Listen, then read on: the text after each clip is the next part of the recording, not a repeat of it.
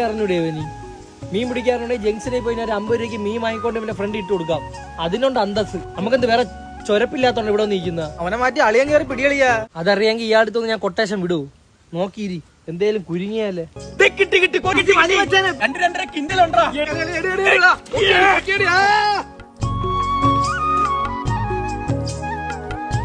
ഇതെന്തോന്ന് ഇത്? ആരേലും കുളിച്ച തൊണ്ടൊക്കെ അവന് വലിച്ചു പൊക്കാൻ അറിയാം. അവനൊരു മീനെ പിടിക്കാൻ പറ്റൂല. എത്ര നേരമായിട്ട് സഹിക്കുന്നറിയോ?